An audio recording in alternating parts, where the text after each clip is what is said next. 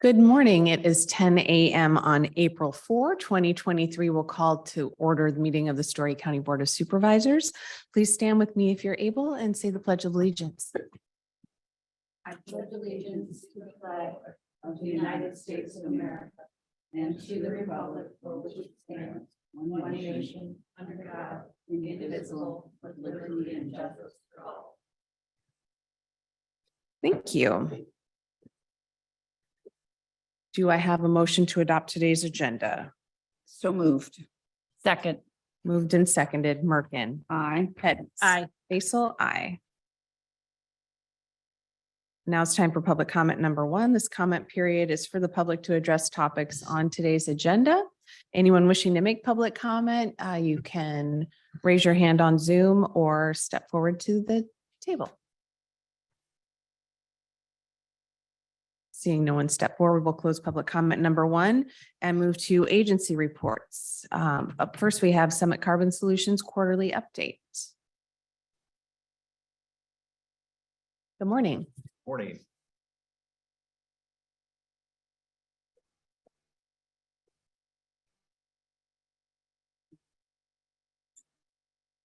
Closer. Okay, perfect. Move up just a little bit. Good morning, and thank you for allowing us to come in again this morning. My name is Derek Montgomery. I'm with Turnkey Logistics. We have been contracted by Summit Carbon Solutions to do non-environmental permitting and provide community updates. Just kind of a overview of the project. We are going around to 32 ethanol plants over 5 states, picking up carbon and then permanently sequestering that carbon up in North Dakota.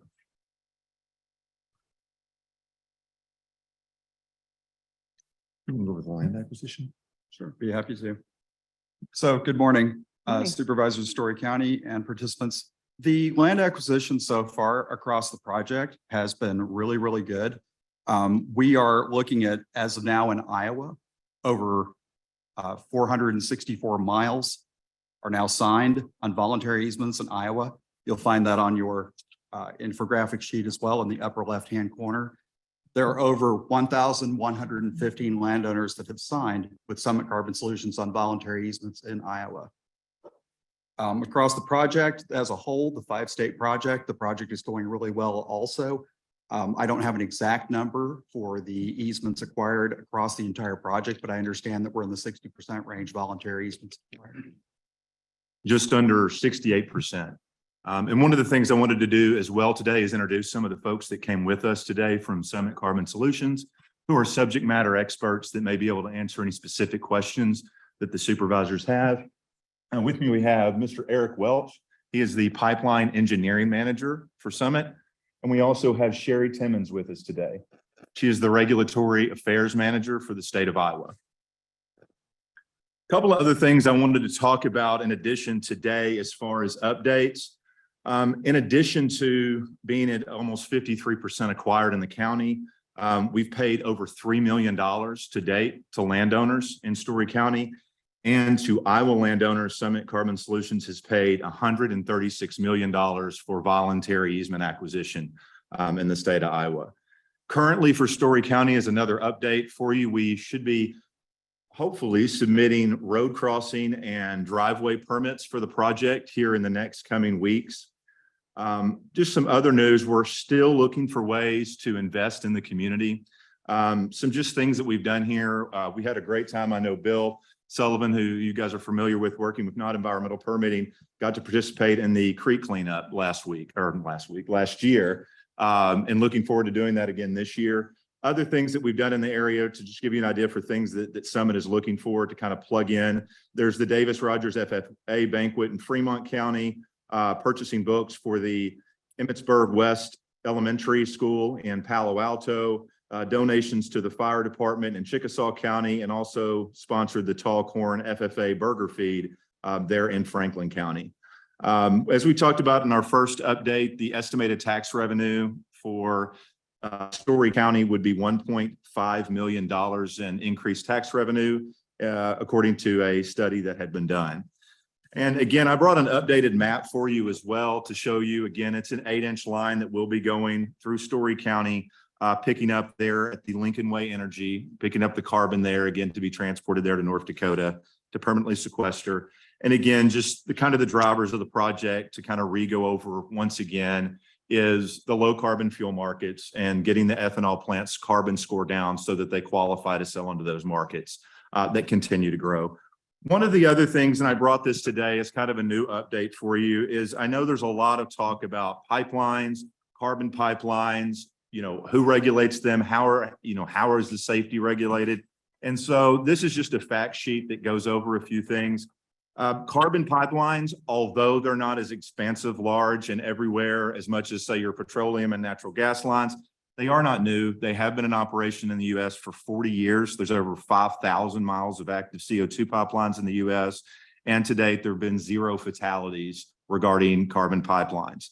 A recent study funded by the U.S. Department of Energy associated the risk with CO2 pipelines less than other pipelines. That being said, Summit Carbon Solutions in this pipeline will be regulated by PHMSA, which is the same group under the Department of Transportation that regulates all hazardous material pipelines, whether it be natural gas, liquid petroleum lines. And I've listed some of the things that, again, are just done in safety. You have the safety infographic that we dropped off last time. But again, some of the things that are in these regulations that Summit's kind of going above and beyond is just even the type of pipe that they're using. They've committed to using low alloy, high strength carbon steel pipe. You're going to have valves that are no more than 20 miles apart so that you'll have no more than 10 miles on any part of the pipeline within that valves. There'll be, again, extensive maintenance and monitoring of the pipeline. It's supposed to be done at least every 3 weeks. Summit Carbon Solution is committed to doing a visual inspection of the pipeline via aircraft every 2 weeks. That's not going to be drones. That's going to be manned planes that will be doing the monitoring of those pipelines. Again, every 5-year intervals, they will do testing on the pipeline itself. These are just things that PHMSA has put in place that Summit Carbon Solution will be adhering to in the construction and the operation of their pipeline. Those are the main updates that I had for this update. But again, I wanted to open up the floor for questions because we do have some folks that we brought here that probably can help out with that today. When did you last submit Exhibit H to IUB? Because you've submitted, then you've taken them back. Do you have a current one in? I know that is updated, I believe, every several weeks. I don't know if Sherry or Eric have any more details on that. Yeah. Can you go to Could you the come to the mic? microphone over here? I'm sorry. Thank you. Just up here because we don't have one on the.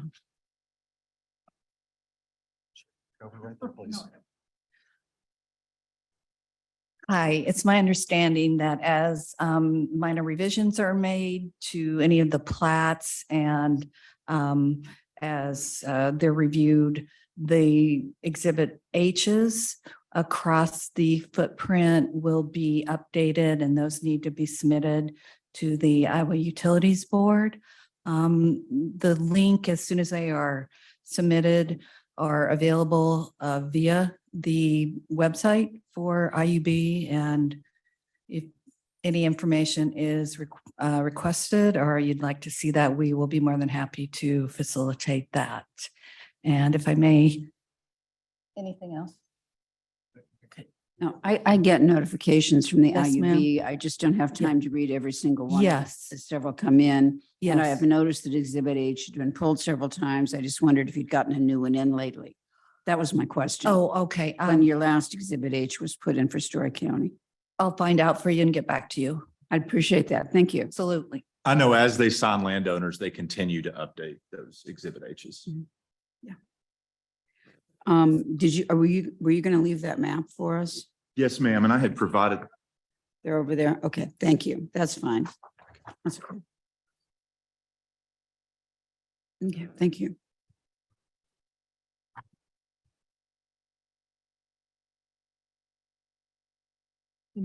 What percentage of agreements did you say have been signed in Story County? In Story County, we are at 52.75% as of today.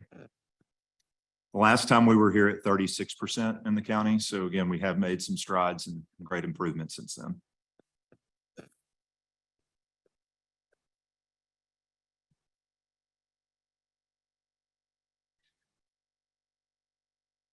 Go ahead.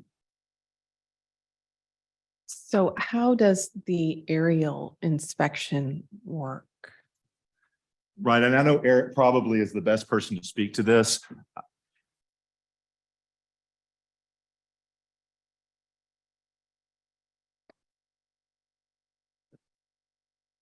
So, good morning. The way the aerial inspection works is that as required by regulation, you are to physically inspect the pipeline 26 times a year at minimum.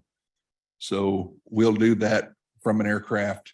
We'll fly the entire route. You know, that'll be something that's basically going on continuously, you know, if you're talking about 2,000 miles of pipe. So in order to get that done every 2 weeks, we'll have companies contracted that specifically do that. So what they'll do is they'll fly the route and they'll look for problems with the right of way from the surface, you know, and one of the most important things that happens there is you look at third party encroachment. You know, you see is there a farmer or another utility building something in the area that we haven't been made aware of, so that we can be proactive on that.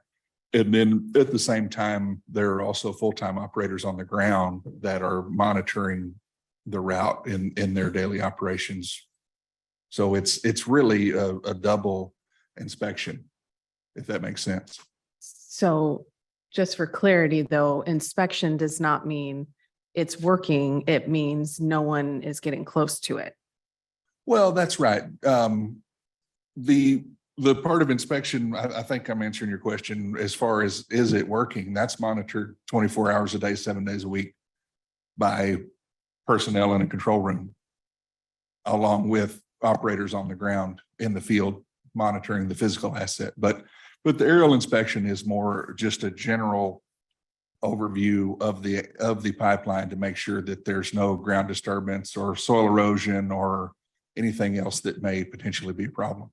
But anything in the line that's monitored there in Ames, and they can detect any change in pressure instantly. And that's why they have those automated valves that are no more than 20 miles apart that they can then shut off. Right. So there's temperature flow and pressure monitoring continuously across the pipeline from a manned control room.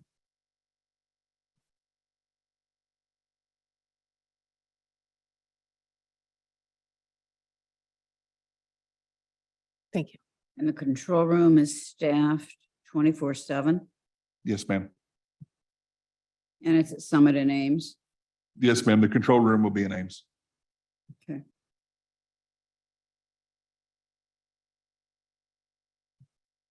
And if there is a change in pressure, what's the estimated response time?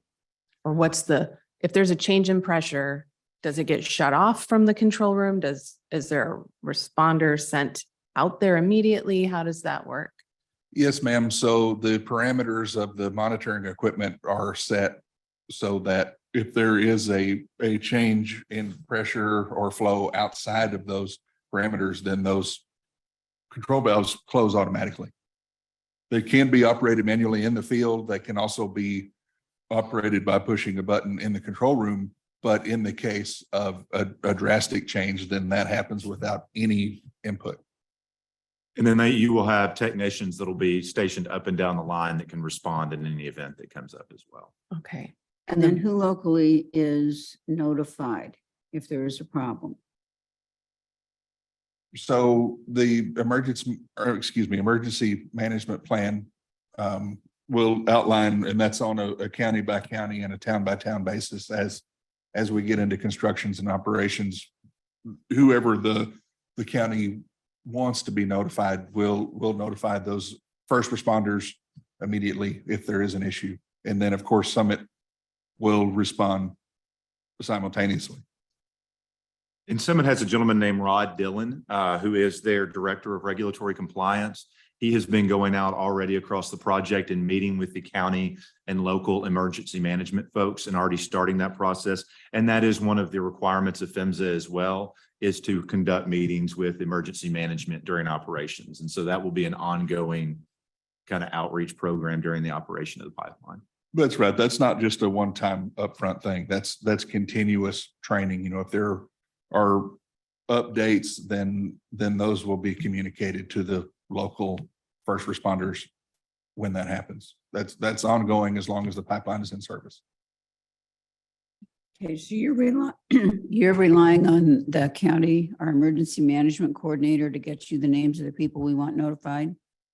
So No. again, that's Mr. Dillon's department. I would Okay, not be comfortable answering for sure how he specifically does those things, but I know that is his world. And if you'd like a better answer on that, I'd be happy to get back with you with exactly how he does that. okay. I know he's been meeting with local fire departments as well. There was a meeting here. I wasn't able to attend it, but I know there was one meeting here already. Okay, thank you.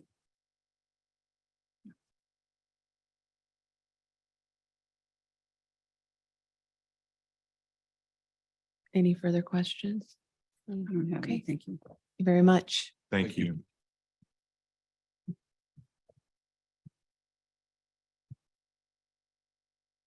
Next, we will move to report from HERDA. I believe they are on Zoom. And we cannot see you on Zoom because our screen is not working. So if you could just, But we can hear them. yeah, we can hear you. So if you could introduce yourself so we know you're there, that would be wonderful.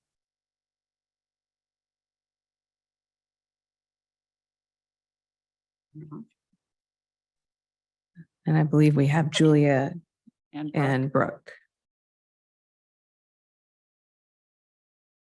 Good morning. Good morning. I think Michelle advised that the PowerPoint we provided wouldn't be displayed, that it was available in the packets so you can follow along. Is that correct? Yes, we have, Brooke, this is Lisa. We have it, your PowerPoints. But yeah, we can't show it to everybody else in the room here. Okay. So just a quick reminder about who HERDA is. We're the Heart of Iowa Regional Transit Agency, and we cover a 7-county area in central Iowa, including Story County. We are one of 35 state designated transit systems, and we serve primarily rural communities. So last year in Story County, we provided over 21,000 rides. We saw the majority of those be for the general public and people who have a disability. We had over 10,000 driving hours last year, and over 145,000 service miles were provided. People can ride for any reason. We do look at business, which may be banking or other business needs, childcare, education, employment, grocery shopping, access to meal sites or healthy foods, medical services and hospital releases. We see folks go for programming needs or even worship services. Our funding is probably one of the most complicated things that we educate people about. We do have funding for operations that come primarily from federal funds and contracted services. We do receive some state funds, local tax, which in Story County would be the funding we receive through the asset process, both from the city of Ames and from Story County itself. And then a small portion of our revenues come from the passenger fares and grants, donations, and advertising that we sell on our fleet. Capital revenue is harder to find sources for. We do see the majority of our vehicles funded through federal dollars. They typically come with a 15% local match requirement. So in the past, we've asked the county to help provide that matching funds. Those were one area. Julie, I don't know if you wanted to talk about this now, but we've really struggled to procure vehicles. Given, I'm sure you've heard on the news, the challenges just the general public faces with getting vehicles manufactured. Yes, I do want to talk about that a little bit. During can you hear me? Yes. we can. Okay, sorry, I was having some mic problems, so I just wanted to make sure. So with the vehicles, we've not only had supply chain issues, which all manufacturing companies have had, but because we buy off of a government contract as well, the manufacturers have not taken us as a priority. And so we've had to do a lot of talking about this at the federal level, and the Federal Transit Administration is now trying to step in and figure out how we can get some vehicles manufactured more quickly, because it will start affecting services if we cannot get some of our buses replaced and on the road. We have, and the other thing with the vehicles is they've gone up about 40% in price. So one of the things that HRDA has been looking at, and with the contracts that we do have that are active, we've been looking at going to smaller vehicles instead of the larger buses, but going to more like 9-passenger Ford Transits. They don't require a CDL driver to drive those. It's just somebody that has to have a passenger endorsement. So it's easier to get people employed to take those jobs. And because we have moved more to an on-demand type service, those vehicles are much more efficient to be using. They do have some supply chain issues as well, but we are going to be getting, hopefully, there were 6 out of the 9 that we ordered in January of last year should be delivered within the next few months. So that can kind of tell you how hard it is to get vehicles. They're telling us now if we order today, it's probably 2 to 3 years out before we would get a vehicle. So HRDA's working on some other things that we are really trying to get people to understand that this issue at the federal level, so they can step in and make this better for us. Brooke, were you done? So I can keep going. Yeah, yep, would we be on the quick facts? Okay, so I'm just going to go through a few quick facts. 98% of the riders that we surveyed, and we do have a new survey out now. We do this once a year. But 90% of the riders we surveyed reported an increase in their quality of life because of using HRDA. 9 out of every 10 trips taken on public transit is either to make or spend money. 95% of HRDA's budget stays in the community, in which helps boost the local economy. And HRDA must match every dollar received in federal transit funds. And currently our match is 50-50. And we have also been working with the Federal Transit Administration to try to get them to look at making that either a 80-20 match, which would be much easier for us to match funds, and we would have some additional funds that we could use more for purchasing capital. And President's first round of the budget, he actually put in there to provide all rural transit funds at 100%. So I'm not sure where we're going to be at that when the budget is all said and done, but anything more above the 50% would benefit everybody greatly. So where are we headed? So we are trying to focus more on sustainability and looking at sustainability both with our funding and with our vehicles. And we were just awarded 5 electric vehicles on a contract. Unfortunately, we can't get electric vehicles any easier than we can get regular vehicles. But we were awarded 5 that are under contract, and 5 electric transit vehicles, those smaller 9-passengers. We've also been awarded, but those aren't under contract quite yet. But we are always looking for more sustainability and what we can do to, diversify our fleets and diversify our services. We did put in place demand response service where people do not have to call 24 hours in advance anymore. They can if they choose to, because we do have a number of people that like to schedule their trips a week ahead of time, and that's fine. We still take those. But those that want more spontaneous service can call us the same day and get that. Since we've put that in place, which was the middle of September, our ridership is up 36%. So that was definitely something that we listened to the community and saying that's the type of services they wanted. And from what our numbers look like, that is actually very true. The ideas grant, that is a grant that we got that we're working on more diverse, like looking at diversifying our fleet. And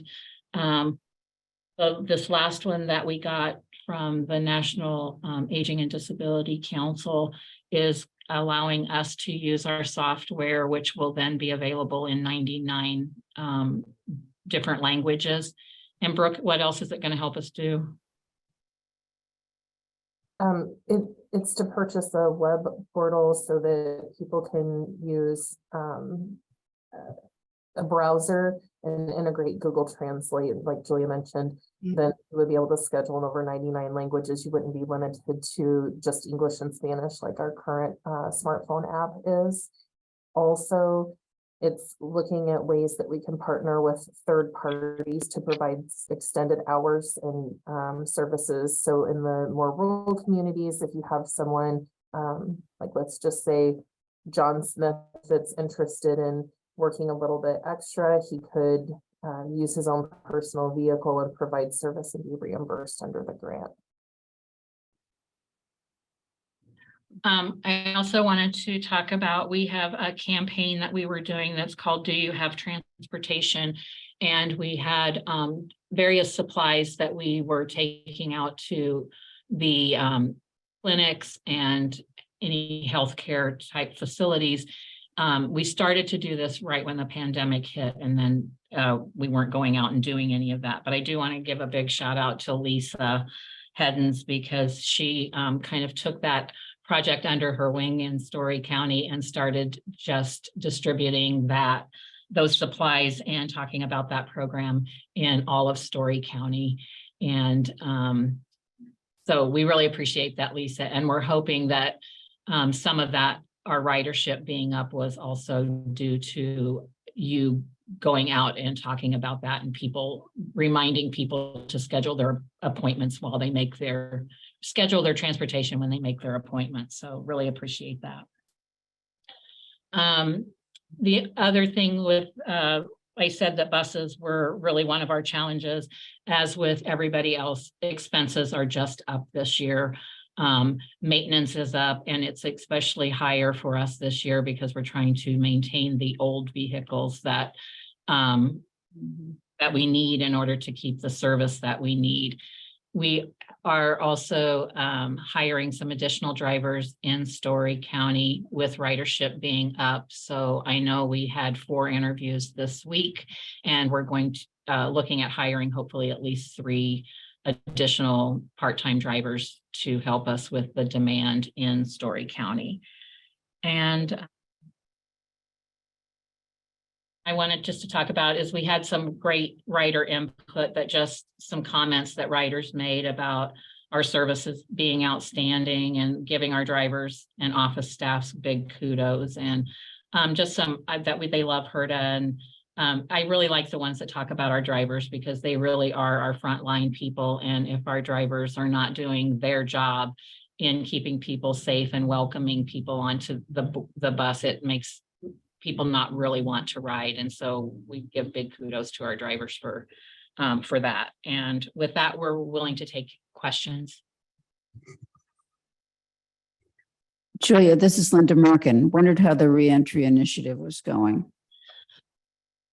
So we had that meeting in January, and quite frankly, I haven't done a whole lot with it over the last couple of months. And mainly that is just because February and March we have a lot of things we have to get to the DOT for our new year. And so I do plan on picking that back up and working more locally with some of the people that were at that meeting. So, and you are one of them that I will be reaching out to. So that will be happening in April. Yep. Thank you. Julia, this is Lisa.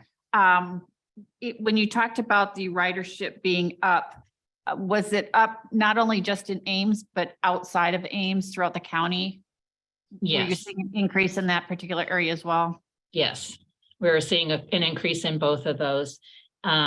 We are seeing an increase in Story County, but we've also seen a big increase in the city of Ames. But That's mainly because we've really been targeting to get people within the city of Ames to get on the dial-a-ride programs if they're eligible, because that pays at a much higher rate than the smaller amounts that we get from the city. But ridership is up within Story County, and ridership is also up between Story County and Boone. And no, go ahead, Julia. Oh, I was just going to ask Brooke if she knew why that was, that we were doing more trips between Boone and Story County. We've had more requests to go between Boone and Story County. There's a variety of reasons. Some of it is for healthcare access, some of it's for education. We have a long history of dual enrolled students between Iowa State and DMAC and needing to get over to the DMAC and Boone. So just kind of a variety of different reasons.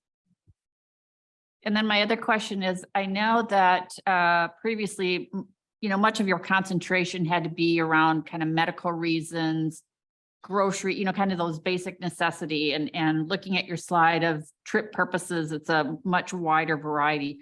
Are you seeing that as more of a larger variety versus just the medical and grocery appointments, but an increase in like leisure or to get to work or other services that are programs that people are participating in? Yeah, since we started opened up to on-demand availability, we're seeing an increase kind of across the board for ridership. I would note the trips for medical and grocery, we've only ever prioritized those based on the funding source. So for example, aging resources, the money that we get from them is such a limited amount and only covers a small percentage of the actual cost. So in order to equitably, provide that donation-based service to older adults, people over the age of 60, we put some qualifiers on those trips. One thing I didn't talk about earlier was the asset funding. So our funding from the city of Ames was exhausted in, in the very first part of October. And then we did have funding from Story County specifically for Ames trips. It's a small amount compared to, the rest of the county, because that's really what the county's funding is for. So we did use that city funding from the county in October to help complete that. And then our asset funds were exhausted mostly in January. I think there were a few trips that we sent over for payment to finish up in February. So that is one thing as we develop our fiscal 24 budget, which we've just started. I'm sure you understand, we typically don't hear back from cities and counties about the funding that we'll receive across the region until about this time of year. So we're just now working on our fiscal 24 budget. And that's something we're going to have to take into consideration, as possibly putting some qualifying trip purposes on rides for the city of Ames, or possibly limit to how many trips they're getting and what the trip purpose is in order to kind of equitably use the asset funds. Thank you. And this is Latifa, kind of along the same lines as Lisa's question. Of the 21,000 rides annually, how many of those are outside the city of Ames? Or does that 21,000 include Ames or not include Ames? It does include Ames, yeah. And I apologize, I don't have a breakdown of those trips right in front of me. Okay, But we can get that to you, Latifa. that'd be wonderful. Thank you. You're welcome. One other thing I did want to talk about is we had been trying to get van pools up and running, especially with some of the places that needed workers outside of the city of Ames. And one of the things that, since it's been after the pandemic, there was a group of 16 transit systems that serve the state of Iowa, 16 of the 35 that serve the state of Iowa, that came together, and we are all contracting together with Enterprise and doing more of a larger type van pool contract. So we will be starting efforts to get some van pools up and running as well. So if there are any, we'll be reaching out to economic development, but you as county supervisors, if there are manufacturers or larger companies that are looking to for a way to help get some of the people to their places of employment, you can have them reach out to Brooke or I, because that is something that we will be starting to work on. The contracts hopefully will be signed this month. And we will be ready to start looking at how we can help in that area again. That's great to hear. Any other questions? All right. I think that's all of our questions. Thank you so much. All right. Thank you very much for always supporting HERDA. We really appreciate it. Well, thanks for the work you're doing. Next, we'll move to Heartland Senior Services Annual Report.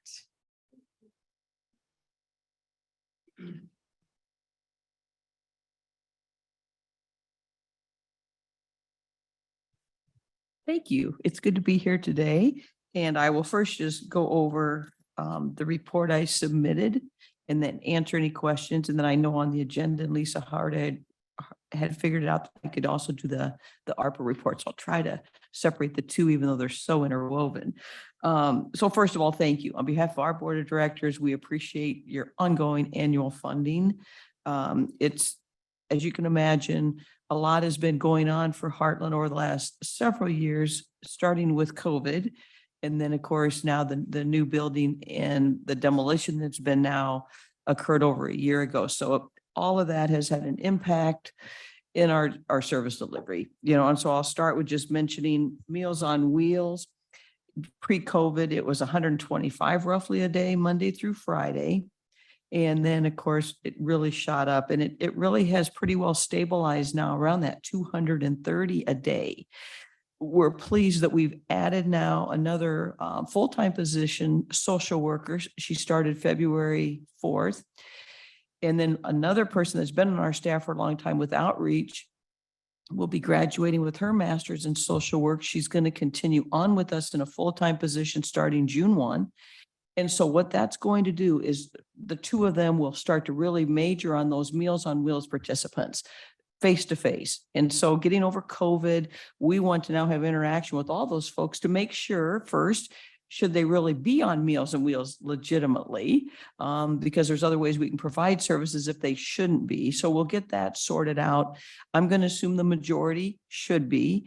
And so we always believe that the jumping in point for really supporting those 60 and above in Story County is Meals on Wheels. They probably recently been discharged from either Story County Medical, Mary Greeley Medical Center, and their lives need support. And meals are just obviously a very important thing, but the tip of the iceberg. So now with having the commitment that we've ramped up to have 2 full-time social workers, that's huge, because what we're looking at in those situations, what's their whole life and where else can we connect them to existing available resources in the county? Because of the building being demolished, it's upset the apple cart a little bit with activities with adult day center, but thankfully in Ames, we've had great support. So as an example, our adult day center has been being held limited to 12 a day, and we always have kind of an ongoing waiting list. But out at Green Hills, there's a small conference room and it's worked wonderfully. And what we do for the meal portion is take Meals on Wheels to them without a kitchen to be able to accommodate that. So it's just been wonderful. City Church, we've out on Oakwood Road, we've had bingo, some other activities out there. Northminster Presbyterian Church, Tai Chi, card playing, those kind of things, which is not ideal, trying to get everyone around the community, but it's working and everyone understands it is temporary. And everyone is so excited that we're going to get a new facility. They're just bearing with us. So we appreciate that. So the activities, I won't go into all those. You can see what our numbers have been. They've, like I said, they've continued to be strong, especially in the nutrition area. we're very excited. Another huge, and you know, the individual, Deb Schildroth, will be joining us as the Associate Executive Director starting mid-July. And so that's tipping towards, of course, wanting to really continue to enhance, evolve just the programmatic effort throughout the county, but it's also in light of coming into the new 64-word center. And I'll get to that in my next agenda item. But I just wanted to share, because I know all of you know her, and I believe she's had conversation with you, but the impact that she will be able to make because of her existing relationships, understanding the county so well, and of course, the community of Ames so well, it's just a match made literally, I believe, in heaven. So we're just thrilled that that'll be happening too. So I really don't have anything else other than what my next thing would kick me into of the building update and everything related to your ARPA support. I do have a question. Nancy, of your congregate meals, I see that you have like 532 meals. Is that like breakfast, lunch, dinner? How many people is that? Lunch only. Lunch only? Yeah. And it's been because without a facility, and we really couldn't find a place that the Sure. folks that were attending wanted to drive to. So we've been taking them Meals on Wheels. And so we will really make that an emphasis again, once we get into the new center. Right, that you'll have your kind of congregate meal at the center. Totally understand. And this is Yep. kind But of. this has just been, yep. Weird year because you're in the Oh, terribly. building. or And it's really whatever. going to span almost 2 years, Right. which we right. hate. But Right. So, but I'm still just kind of wondering, of that 532, do you know how many people that equates to approximately? of non-duplicated. Yeah, Oh, only a dozen. or so. Yeah, Okay. yeah, no, most of them though do get the Meals on Wheels basically 5 days a week. So I'd have to do, and we could have same if Yeah, you want it, but yeah. No, I knew you know, that. it's not a large group. We hope that changes. You know, we're going to change the name. It's no longer in the future going to be known as Congregate Meals. Everyone cringes. It's going to be the Friendly Lunch Bunch. Just things like that just branding, messaging is just so important moving forward with this new day with those 60 and above. Something like I'd like to join you with. Friendly Lunch Bunch. So, okay, thanks. Yeah, no, thanks for asking.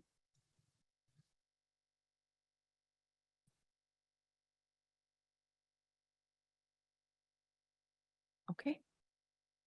You want me to go into the Yeah, next? that would Okay. be awesome. So the next agenda item then is, and I really appreciate Leanne Harder being thoughtful that she tag teamed these today. And so we have received, I don't know if you know that detail, but we have received your $300,000 and we are starting to make our required reporting back to Leanne and to you folks. First of all, thank you for that. That was a huge statement of support for the project and we value that. And everything we're doing just continues to demonstrate, I believe, from the hiring of Deb to our commitment to continuing to evolve into the county. I think it's just really, really going to be magical within the next 2 to 3, 4 years as we just continue those efforts and that emphasis. The construction, actually, I would say as of last week has started. They're digging with big equipment. They're going to be pouring concrete footings. So it's under work now. And everything seems like it's still on schedule. We too have been concerned, of course, with supply chain issues, but the major components have been ordered and are supposedly en route or being manufactured and should be arriving. And so if everything continues as we hope, we should open, they're saying January or February of 2024. Construction should be over generally by the end of this calendar year. So then we'll do a soft opening and then we will hit the ground running. So it's just an exciting time, even though it's, as you know, if you've built a home or anything, it's stressful, you know, just to try to keep all the parts flowing and especially during the challenges we have had with all the issues with economics and increased cost. But people have really been supportive. It's 100% other than your 300,000 in the city's land donations. So again, I think that really does speak to the new day and the new concept. I did put on your dais and your staff has received a hard copy of our most recent newsletter. And I hope that I sent that to you when it first came out electronically so that you could share it or forward it with others. But what I wanted to leave that with you is because what it really is trying to capture is that it is a new day for how we age and how we see aging and start and hopefully develop a new mindset for people. New words need to be used. Words matter, as we all understand. So between the city, Parks and Recreation, Mary Greeley Medical Center in Heartland, we're going to have a combined website that will be entitled just 60 Forward. The center then will be known as the 60 Forward Center. So if you go to the 60 Forward website, if you're between 60 and 100, wherever your life situation's at and how it evolves and changes over those 4 decades, you can go to that website and you'll just be able to come in and out of it. If you want water walking at Furman, boom, you hit it. It takes you behind the scenes to the Parks and Recreation website. You need a support group at Mary Greeley, who got diagnosed with cancer. You need a hip replacement, pre-diabetic, all those support classes historically have happened in the 2nd or 3rd floor of Bliss. And Mary Greeley doesn't like that. To try to park in the ramp, walk through the hospital, get to the 3rd floor, you're kind of downtrodden by the time you get there. Those kind of programs will be at the 60 Forward Center. Parks and Recreation will be bringing over their fitness classes. They will be staffing the cardio strength room. Wow. So it's, I would say, as unified approach as it could possibly be. And yet we know, and we've shared with you the graph that shows how, though we will be wrapping in probably a year to 18 months out, specific conversation with the Parks and Recreation directors in Story City, Nevada, and Huxley. There's no reason the same exact concept can't multiply. All of those 3 communities have the similar facilities of outdoor pools or senior centers, whatever it might, pickleball courts, golf courses. So let's just keep leveraging that energy. Heartland, of course, will always stay in our sweet spot. And I would argue that now this new partnership really allows us to adult day, Meals on Wheels, outreach. And the obvious, and I think greatest demonstration of that outreach program is probably going to be our cornerstone piece, because that's where we've hired these 2 social workers to meet with people, get to know their lives, and then again, continue to connect them. And yes, hopefully to the 60 Forward Center many times because of all the programs there. But guess what? It can happen out in the county just as equally and just as strong. So this is just a huge moment in time for us. And I'll just end my comments with, again, thank you for your support. It was needed and valued. Thank you. Other questions? No. Oh, Thank you. exciting. Thank you. It is exciting.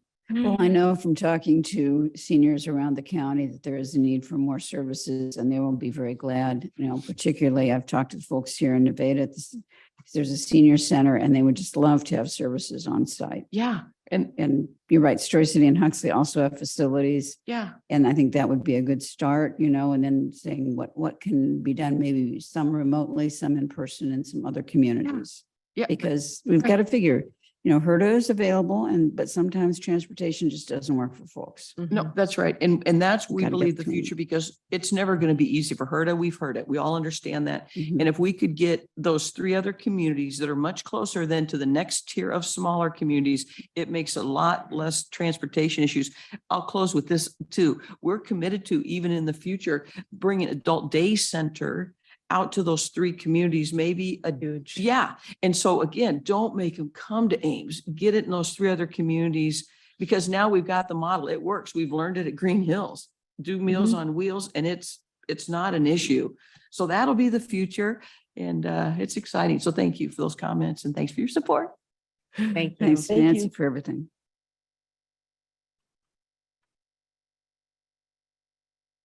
Okay, moving to consideration of proclamation recognizing April 2023 as National Child Abuse Awareness Month. Supervisor Heddens, would you like to start? Whereas children are vital to our state's future success, prosperity, and quality of life, as well as being our most valuable assets. And whereas all children deserve to have the safe, stable, nurturing homes and communities they need to foster their healthy growth and development. And whereas child abuse and neglect are a community responsibility affecting both the current and future quality of life of a community. And whereas communities that provide parents with a social support, knowledge of parenting and child development, and concrete resources they need to cope with stress and nurture their children ensure all children grow to their full potential. And whereas effective child abuse prevention strategies succeed because of partnerships created among citizens, human service agencies, schools, faith communities, healthcare providers, civic organizations, law enforcement agencies, and the business community. Now therefore be it resolved that we, the Story County Board of Supervisors, do hereby proclaim April 2023 as Child Abuse Awareness Month in Story County and call upon all citizens, community agencies, faith groups, medical facilities, elected leaders, and businesses to increase their participation in our efforts to support families, thereby preventing child abuse and strengthening the communities in which we live. I move adoption of the proclamation. Second. Moved and seconded, Merkin. Aye. Hens. Aye. Basil, aye. Moving next to consideration of proclamation recognizing April 2023 as Sexual Assault Awareness Month. Whereas nationally, 1 in 3 women and 1 in 4 men will experience some form of sexual assault in their lifetime. And whereas Sexual Assault Awareness Month draws attention to the fact that sexual violence is widespread and has implications for every community member. And whereas there's compelling evidence that we can be successful in reducing sexual violence through prevention, education, increased awareness, and holding perpetrators who commit acts of violence responsible for their actions. And whereas we must work together to educate our community about what can be done to prevent sexual assault and how to support survivors. And whereas anyone can be a leader in preventing and ending sexual violence. As employers, educators, parents, and friends, we all have an obligation to uphold the basic principle that every individual should be free from violence and fear. And whereas we encourage every person to start conversations about what sexual violence is, how to prevent it, and how to help survivors connect with services and speak out against harmful attitudes and actions. Now therefore be it resolved that we, the Story County Board of Supervisors, do hereby proclaim April 2023 as Sexual Assault Awareness Month in Story County to keep our community members safe from this crime and to stand with survivors and victims of sexual assault. I move the proclamation. Second. Moved and seconded, Hens. Aye. Merkin. Aye. Basil, aye. And then I also just want to comment that today is also Sexual Assault Awareness Month Day of Action. The first Tuesday of every April is Sexual Assault Awareness Day of Action. We're going to get that on our calendar so that we know that a little farther ahead of time. And then I believe we have some folks here for a photo.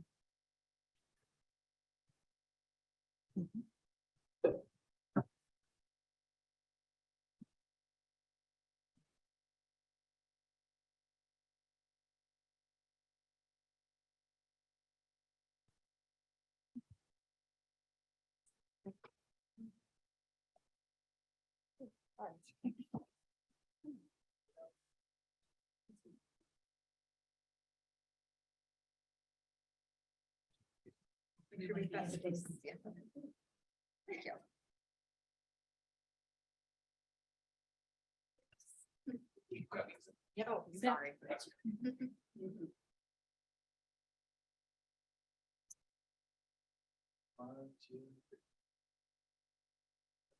Yeah. Great. Thank you so much. Oh, thank you. You're welcome.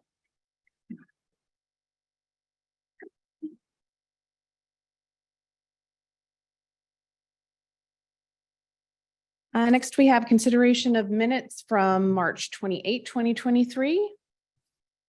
I move adoption of the minutes. Second. Moved and seconded, Merkin. Aye. Hens. Aye. Basil, aye. Consideration of personnel actions. I move approval of personnel actions as presented. Second.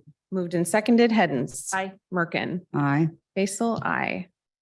Consent agenda. I move adoption of the consent agenda items as presented. Second. Moved and seconded, Merkin. Aye. Hens. Aye. Basil, aye. We have no public hearing items today. Additional items, discussion and consideration of bid received for rebid of Story County Human Service Center HVAC equipment replacement. Morning, Joby. Good morning, board. Okay, let me get organized here.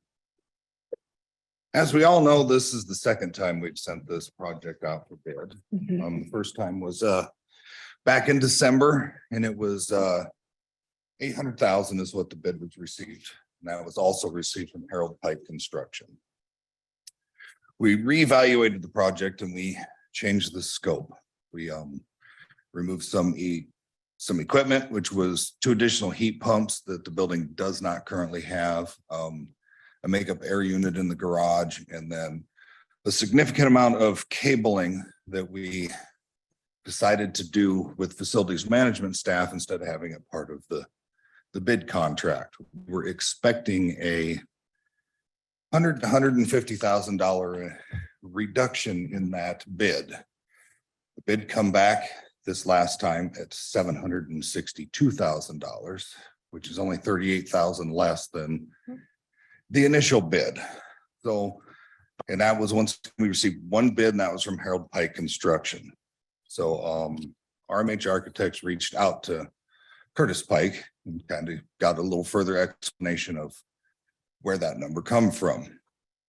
He said that he received 5 mechanical bids, and those bids were, the lowest of those 5 was only $50,000 less than the original bid, mechanical bid he received back in December. And then he received 3 electrical contractor bids. The lowest bid for the electrical was $10,000 more than the bid was in December. So that accounts for $40,000. So he only reduced his, because their scope of work as a general contractor remained about the same from how we bid it in December versus how we bid it 2 weeks ago. So he felt he only, to still be profitable on the project, he only lowered his bid 38,000. We asked him why he felt that, why the subcontractor bid for the HVAC didn't come down as much as expected. He believes it's because there's a large quantity of these types of projects out there right now and not enough contractors to perform the work. So, and the lead times on equipment are still, they're still talking 40 weeks on equipment lead time. So that makes it hard for these subcontractors to plan their work when Right. they estimated about 12 weeks to actually perform the work, but they have to wait 40 weeks to get the material. So that brings me to my recommendation of not accepting Harold Pike Construction's bid for the $762,000. And with that, we also had an alternate, which was to not do, it was a total of 12 heat pumps of a certain size. And those were chosen because of their location within the facility and their critical status if we were to lose them. And that was a deduct of $125,000. So to do the quick math on it, that is 12 heat pumps, 12,000 at $125,000. It's roughly a little over $10,000 per unit credit. But when you take the rest of the equipment into the equation, they are charging us essentially $20,000 to install those same pieces of HVAC equipment. So I feel, given the overall cost and the instability of things, it's hard for me to recommend that we spend that level of money on that project. But don't get me wrong, I believe that the equipment needs to be evaluated, replaced coming up, because it is at its end of life, so to speak. They are generally, you can get 25 to 30 years worth of use out of a modern heat pump. They're at 25 years old right now. Now, in the last 18 months, we've seen just a little over a 10% rate of failure on the equipment, which is not bad.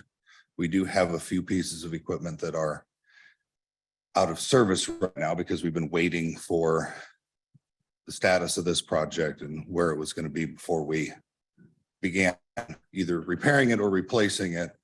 Plus replacement parts are still fall underneath that category of takes 40 weeks. not 40 weeks to get parts, but it is about 12 to 16 weeks. So only one of the pieces of equipment that are down right now is in that critical category, and we're using temporary units to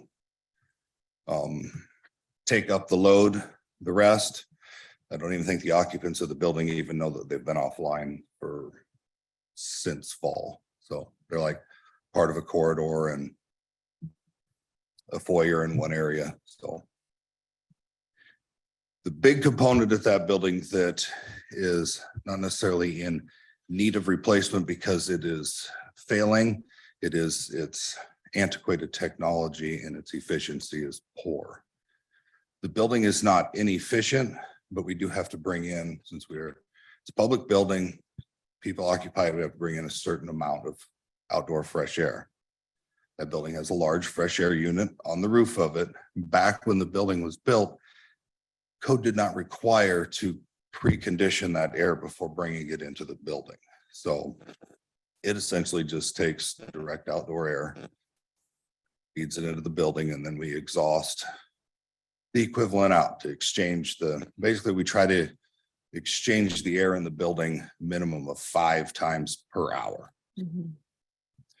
That equates to lowering the efficiency of the building. So my recommendation is to replace the rooftop unit and the 5 heat pumps that are currently down, and that would be estimated at $225,000. And then moving forward, we replace as needed until the market levels out and labor rates settle down, and then we reevaluate the remainder of the equipment.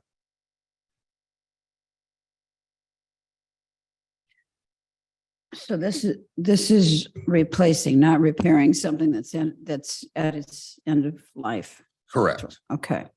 So the 225 is the outdoor air supply and the 5 heat pumps. Correct. How many other heat pumps are there? There is a total of 34 in the building. 4. So that would leave 29 left. So this year, this would change this year's CIP to 225,000. Correct. And then what would you want to be done in previous years? Spread out the 34 heat pumps somehow? Yes, I would like to, by budget time next year for FY25, I feel I'll have a better idea of what the appropriate recommendation would be. Okay. Knowing that going forward, we may have some equipment failure, and I think I would just approach the board at that time and request funds if needed to replace, because some of them we can replace in-house with our own staff. We would just have to purchase the material. Okay. which So would we be could just better. put in a to be determined in future years. Yes, Okay.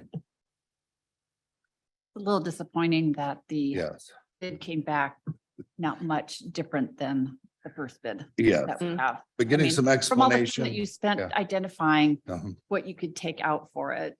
Yeah, and trying to, what's appropriate reduction to get it to a number that I was comfortable with, and then to open that envelope, and it was sticker shock. I Mhm. was not expecting that at all, but I understand why it happened. It doesn't mean I agree with it, but I don't think it's going to get to try and rework this to get a lower number, I think is a waste of time. And I just don't think spending that, as hard as it is for me to say, $762,000 is a lot of money. And I don't Mhm. think that spending that amount of money on this project is appropriate way to spend taxpayer dollars. It's just the way I feel. So, Well, I think we all appreciate your thoughtfulness on that and walking us through all the different parts and how they ended up at that number and Yeah. then, yeah. I've spent a lot of time analyzing this bid and tearing it apart and trying to wrap my mind around why. And I mean, it's a sign of the crazy times when it comes to, Mhm. with anything, we just heard about even trying to get a car right now. Right. It's just tough. So I think it's a good prioritization, good way to do it. So thanks for all your work on it. you're welcome.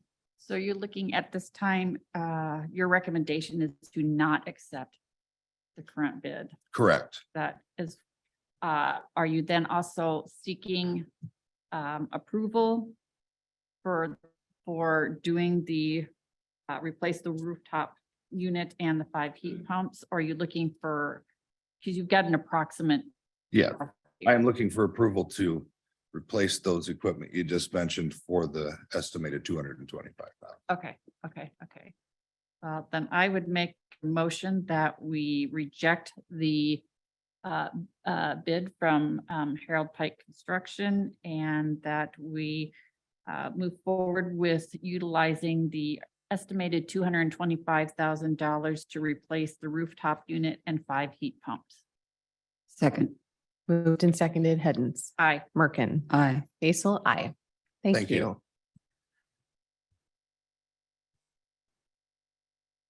We have no departmental reports, other reports, discussion and direction on sheriff office range house revised scope and cost estimate. It's me again. Yes, we've got the CIP project that is, we refer to as the range house. I got the sheriff and Captain Lenny with me. We've revised the scope.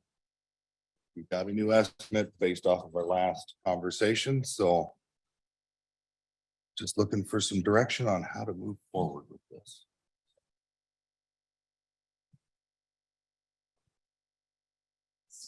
So what's on the agenda is still the 1.49. Yes. Which I feel there is some ways to reduce that. If there is some items that are on this cost estimate that's inaccurate, it's not the best way to describe it, but I mean, one of them is an inaccuracy. Right off the gate, they include tax. Mhm. So there's a $36,347 that can be subtracted right out of the gate.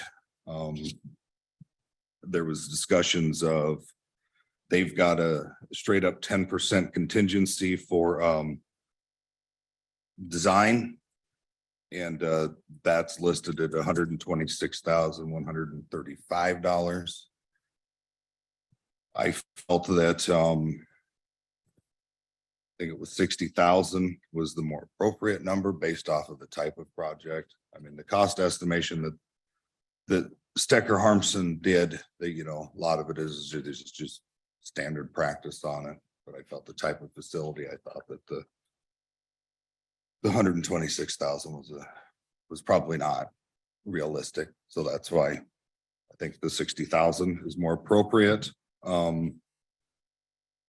There was some discussion about whether or not to put a sprinkler system in the facility, which was a savings of $26,640. Long story short, it come down to about 1.2726 mil. Is that- 1.256 was the number we came at when we took off all those. There was some scenarios with the garage, to not do it as complete finished space. So there was some savings with that, but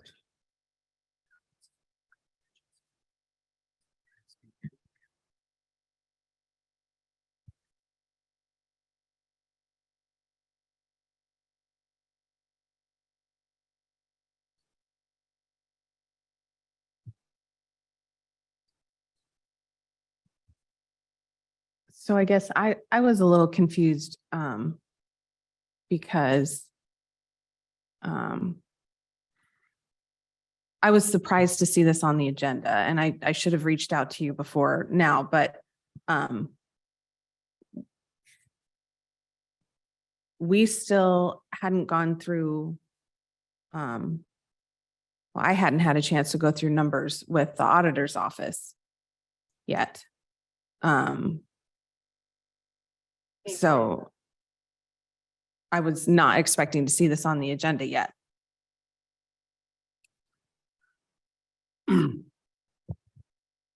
Well, looking at the budget hearing is going to be a week from today, April 11th.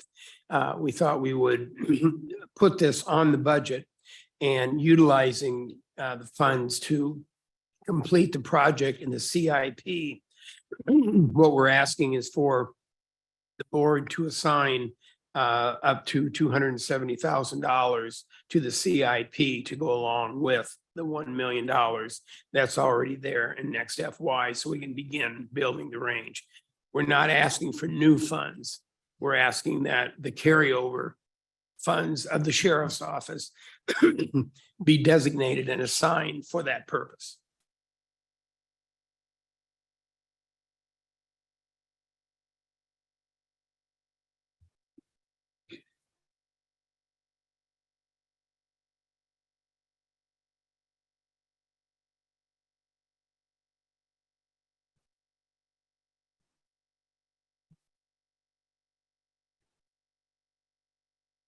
So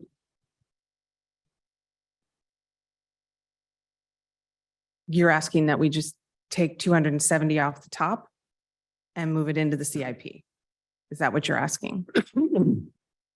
I'm asking that for the board to assign funds that are carried over from this current FY at the end of this FY.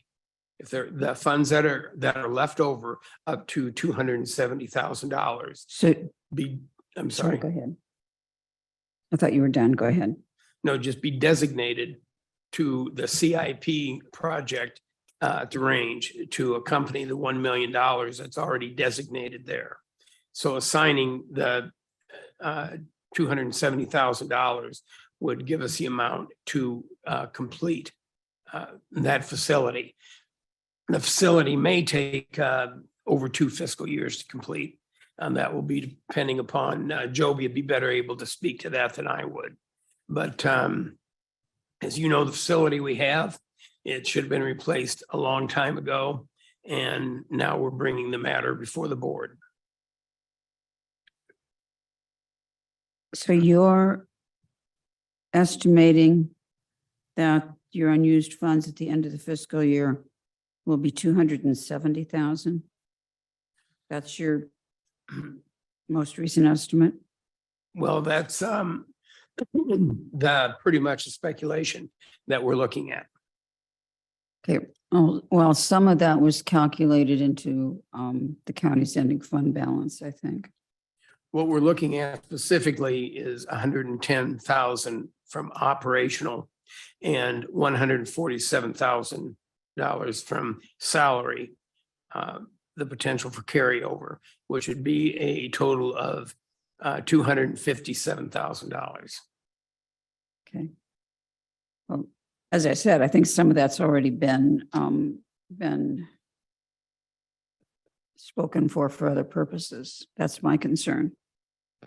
Well, the things that would be spoken for other purposes in the budget, I would certainly put a priority on the range. And if I need to not go forward with those costs.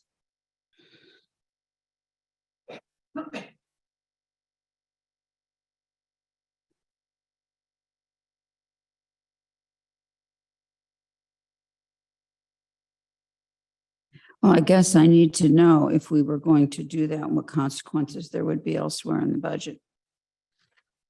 Not your office's budget, but the entire county budget. From the carryover from what we have appropriated to the sheriff's office budget in this FY, you mean? That would have an impact on the countywide budget? Yes. Because it was already figured into our ending fund balances. I think is what she's trying to say. 173,000 of it was the number I was given that's already in the ending fund balance. That's what I needed to ask. Well, I guess at this point, what I do is ask Connie or Lisa to come up and Yeah, I think what we're trying to figure out are we double counting? Are we Exactly, double counting numbers? exactly. you're right, stay there.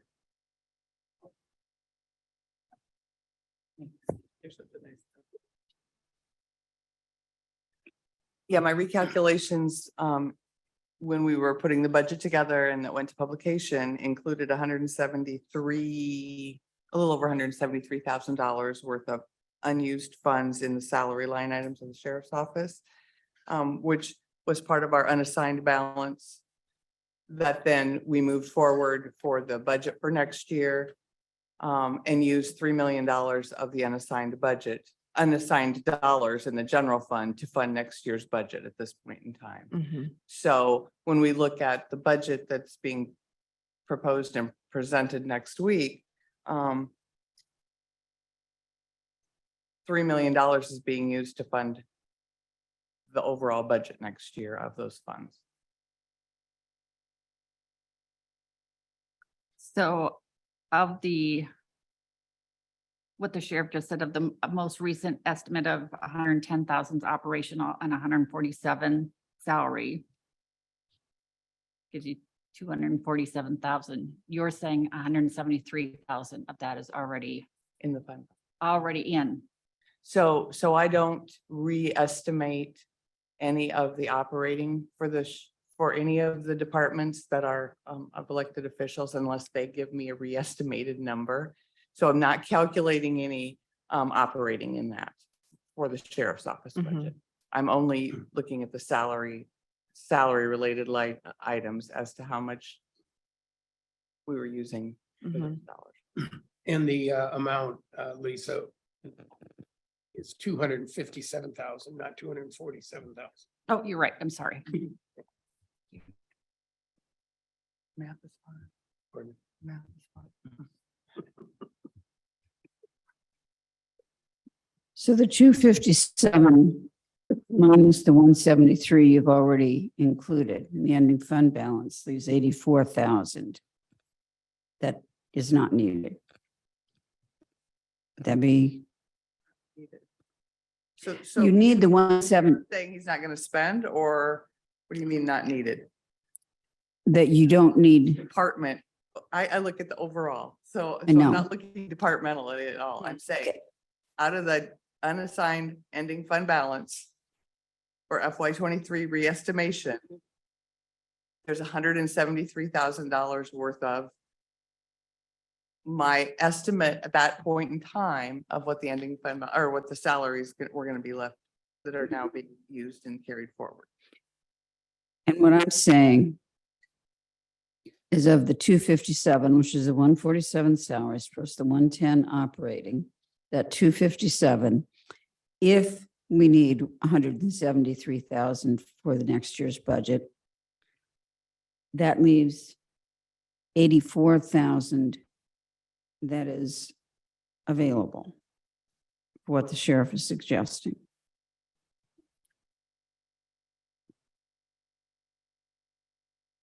Like I said, I look at it overall and at the end of, and the budget we're putting together for FY 24 used $3 million worth of a little over $3 million or $3 million of funding balances we were carrying forward. Mhm. And of that, part of that is the 1 million that you're putting into the assigned funds for the project.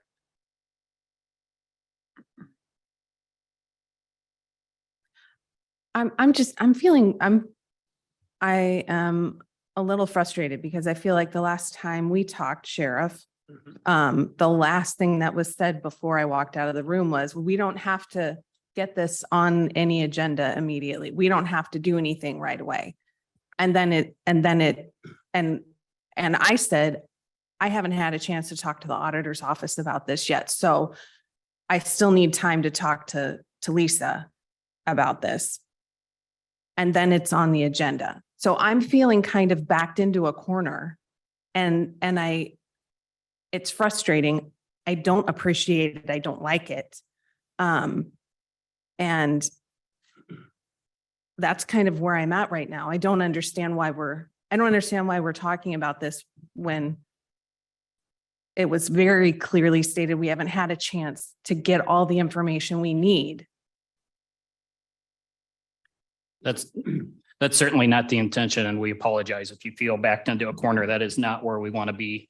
I think we want to be as transparent as possible in these conversations as we move forward on this. It was the impression at the time we talked last that there was plenty time to get it on the next week's agenda because it was early in the week. And so that was the impression. There was no intention there to press the issue or back anybody into a corner or to force a decision that's not quite ready to be made yet. So I just want to put that out there that that's certainly not the intention. And if that's where you're at with it, we apologize for that. That's not where we're at. Okay. Our understanding was we're at a point to get this on the agenda and move forward. And it was also when we discussed of who would put this on the agenda, and we figured it would be best Joby would do that. So we reached out to Joby, talked with him. I was under the understanding that you were going to use that time when we last talked before now to go in and talk with Lisa on this, to have you walk through this with her, and then we would be it'd be all ready to go in the budget. Now, if you'd like more time, and this would not create a problem during the budget next week, that those unassigned funds could later be in the fiscal year be transferred and assigned to that project, then I would have no problem with continuing this until you do have that time. And then we can come back and look at this a little closer.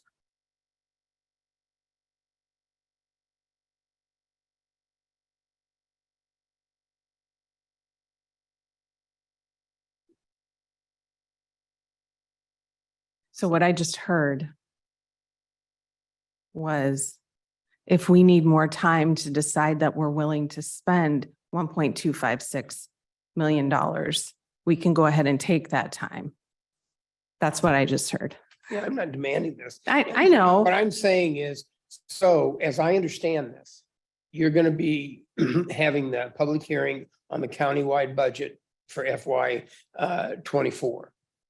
Now, as long as past that budget deadline at the end of the fiscal year, the board can still assign or encumber, or whatever terminology you want to use, leftover funds from the sheriff's office to be assigned into the CIP to continue with that. I just don't want to be in a position where once the budget is done, there is $1 million in the CIP planning for next FY, and there's no other funds that can go into that, because that's really going to put us in a hardship. So as we've discussed this before, and as we talked with each of you, it was my understanding that we were trying to capture that process. So the money would be there to move forward at the beginning of the next FY. Now, if something happens where that funding is not there because it's been budgeted, it's still up to the Board of Supervisors to appropriate those funds. And if those funds aren't there, then they can't be appropriated. Mm-hmm. Maybe I'm just a little confused here now, because I was thinking that we had said we would support up to $1 million for this project. And that then the sheriff's office was looking to find that additional 250,000. Is that, I just want to make sure I'm clear on that. That's correct. And that money we're talking about is what we're anticipating carryover will be from this FY's budget. And so the agreed amount was the board is not going to have to find new dollars to assign into it. It's going to be what's going to be left over from the sheriff's office budget. Right, right. But the leftover amount, well, I think what we were saying earlier was part of that leftover amount was included in our fund balances that we were using to create the next budget. So the leftover amount is actually quite a bit less than what we had talked about it being, because salaries were already included in the carryover ending fund balance. And so part of our conversation was, I don't know if we can include salaries. We still need to figure that out. I thought that maybe I'd misheard her, but I thought I heard Lisa say that she doesn't use the elected officials' budgets on that of the department heads. Maybe I'm wrong. Operational, I think is what she said. She said she uses the Operation. salary dollar. She doesn't count on the operation. Okay. Yeah.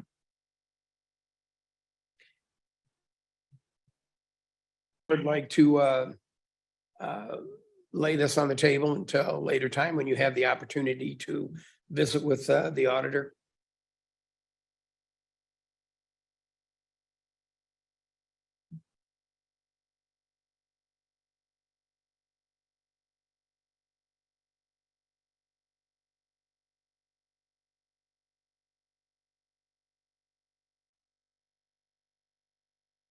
As much as I would like to have this completed, I don't want us to be counting any money twice in this, because then we have to find it again next year.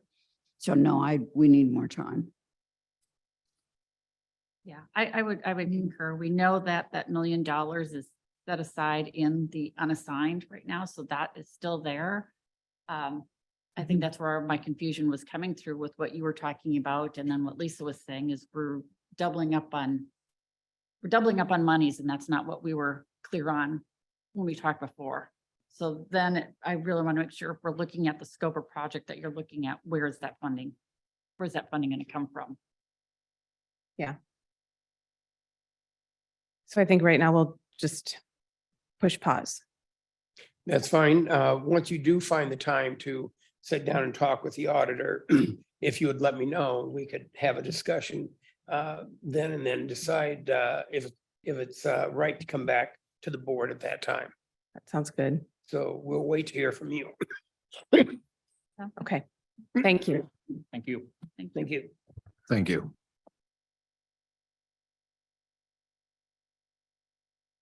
Okay, moving to discussion and direction on RISE project on paving 220th Street.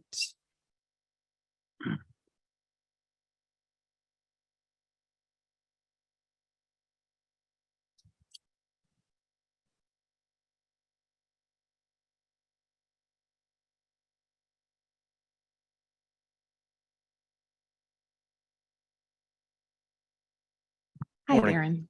Hi, Darren. I'm here today just to get some direction from the board on the 13th Street or 220th Street Rise paving project. Couple of quick updates from our last discussion. We did meet with Ethan and we discussed a couple items, the possible funding sources, and then the right-of-way acquisition process, how to move forward with that. So I think we got a pretty good idea on the right-of-way acquisition process. There's one time frame adjustment. As I mentioned, we kind of got to get going about now to get a project let next spring. One of the big unknowns was how quickly we could get an appraisal done. Ethan had some ideas that might cut that time frame down for us. But the one item that adds a little additional time is we do have to give a 30-day notice before I can put those plans on the board to approve the project to move forward. We have to send letters to the landowners along the road and give them 30 days notice of that hearing. So that adds a little bit more time, but I think we're gaining time on the appraisal process. So, and the other issue was the funding sources. Ethan felt like we still had the capability to do some bonding without holding another bond hearing, because the original bond hearing was for this project in particular, so we could move forward with just selling more bonds at some point if that's what the board decided to do, so. So the two things I kind of need direction on is if you want to proceed with the project, and what I mean by project is the 1 mile of paving. That's all the RISE project had included was 1 mile. The second mile, the city of Nevada has talked about filing a RISE grant application to see if they can get any money for that. And then 600th Avenue as well, hopefully. And then the second item, guidance on is how to pay for it. But you wouldn't necessarily have to decide that portion now. Technically, we probably won't need that money for 1.5 years, so you'd have some time to decide if you wanted to do the bonding route, which is probably the leading option in my mind. And then we wouldn't have to bond till maybe even after we let the project, so we knew exactly the amount we needed. And I'd also recommend if we did bond again, we look at possible adding in some other construction projects because our local construction budget's going to take a pretty big hit, I think, the next few years with inflation. So remind me on the first mile. The further west one, is part of that Nevada's? Correct. They own about a quarter. A of the quarter of it? Yeah, a little less than a quarter. So how did They've agreed to 22% of the out-of-pocket cost. 22%? Yeah. And the RISE grant does how much of it? Well, it's 50-50, but I need to double check them on the cost increase due to inflation if they cover that at 50% as well. And then the second mile would be totally Nevada's? They currently own half of that mile. So it's owned 50-50. Who would pay for it? It's the other question. We don't have an agreement on how it'd be paid for? No, all I'm asking for is the first mile right now. If you want to proceed Okay. with the second mile, that'd be a different discussion. And I believe Nevada is looking into not just the RISE grant, but doing some checking on their budget outlook. Are they also On that looking as at well. 600, that half of 600 that isn't paved? Said they'd look at it. Yeah. Mhm.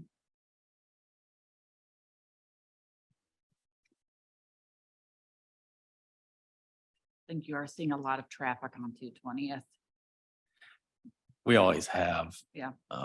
It's went down a little since I think the plant switched from coal to natural gas, and used to have a lot of coal trucks going down that, but those have been cut back. But now, yeah, with the Provial development, I understand this is a little bit of a unusual situation where something comes in and it's annexed by a city, but all the infrastructure is kind of left to the county. So we didn't have any negotiation power with the development coming in. So that kind of puts the board in a difficult situation. I understand that.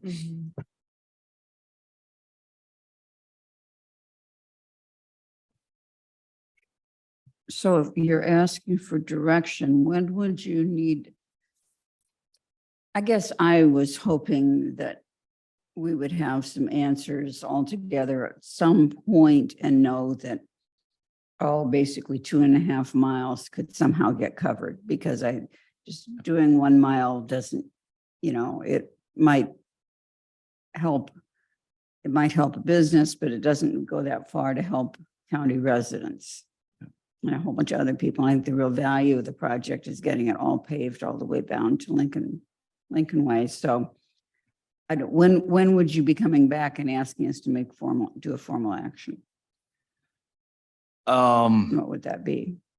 I suppose I would come back to get a hearing date set so I can send a letter out to give a 30-day notice. So that would be as soon as possible.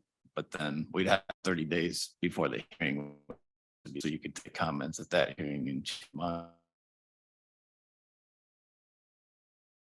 Proposal of the county just to do the mile. Nevada, anything else particular time. We're doing the second mile or just the 600. Not 600. 600.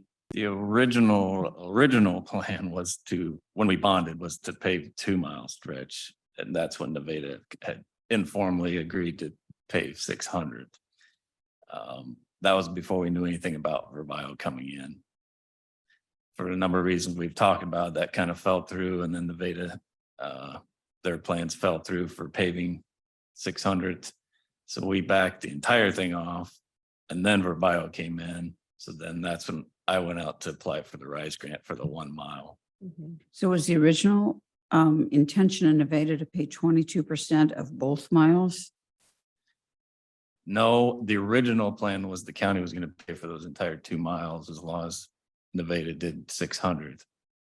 We were going to bond for the entire I didn't thing. remember that.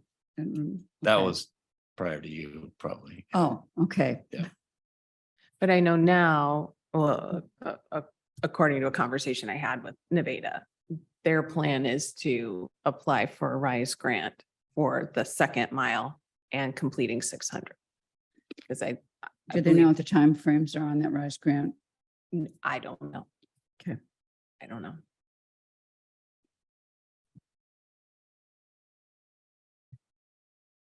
I know their long range plan is to get it all paid to 20th. I have no idea how long that would take or not take, but Since we have a RISE grant, I would almost, I mean, I'm speculating, obviously, is Nevada applies and see that if we're potentially moving forward, may help with their application. I don't know.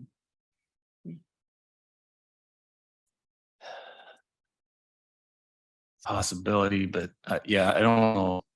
Unless there's another development coming in, I don't know how the state's going to view the second RISE grant, since they're giving RISE money for the 1st mile. Sure. So that might actually work against us.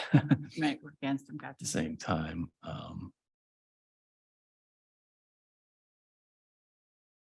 There is a provision in our RISE grant. Like I said, we got to have this let by March or April of 24.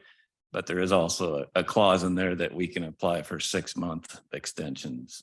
And from what I understood, those are pretty easily granted, but just keep that in mind if you want to postpone, but.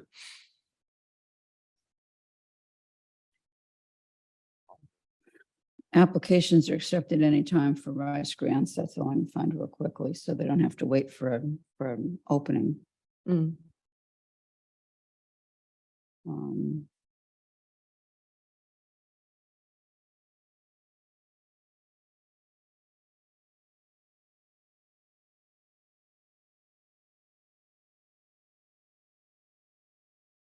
And if we would not move forward on this at all, Darren, and down the road, we decide, oh, we want to pave it, that would probably be 100% on us. mhm. Yeah, depending on how long they would keep extending the RISE grant out. Sure. Yeah.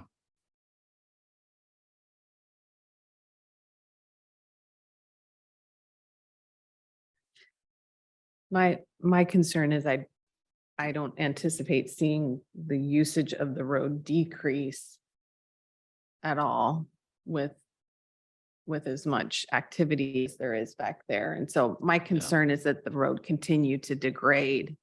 You know, ideally, we'd know that Nevada was ready to go at the same time that we are.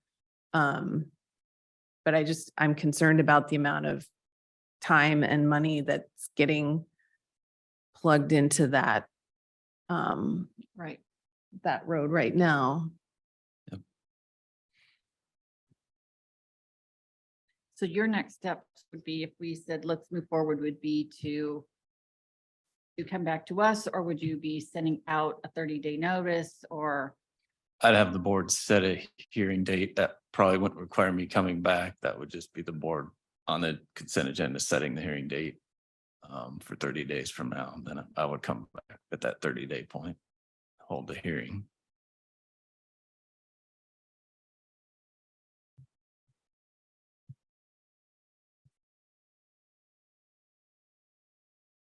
I'm kind of thinking that's probably where we get the most input from the public on what they think about it. Right, right. Sure.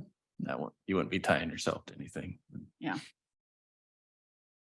So Sure. right now go ahead, sorry. Sounds like we're in agreement to move forward. I will get the hearing notice on the board agenda for next week. It's Okay. limited, but it should be just a consent item, so should be fine.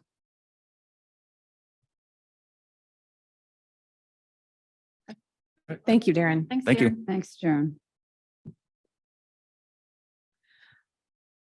Moving to discussion and direction on draft capital improvements plan, CIP, and public review process.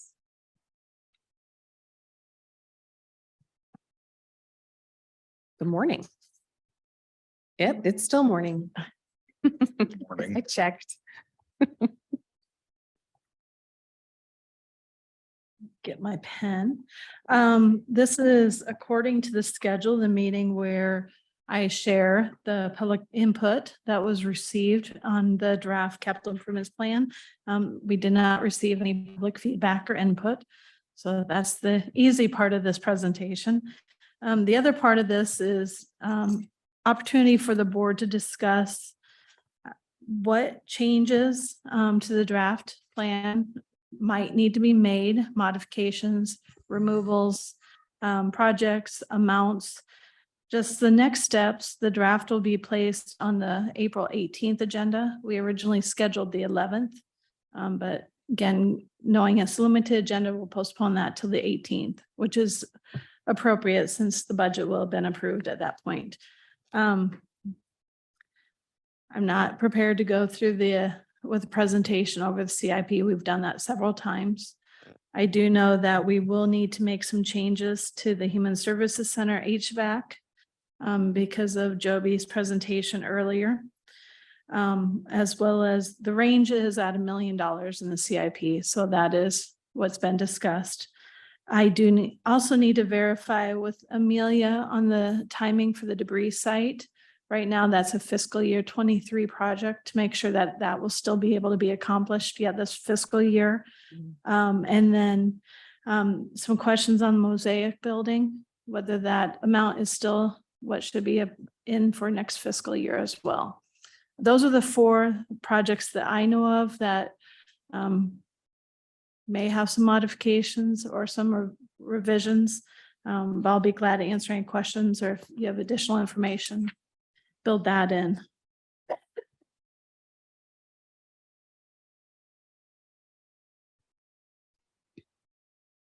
So we're ready to go through it? Yep.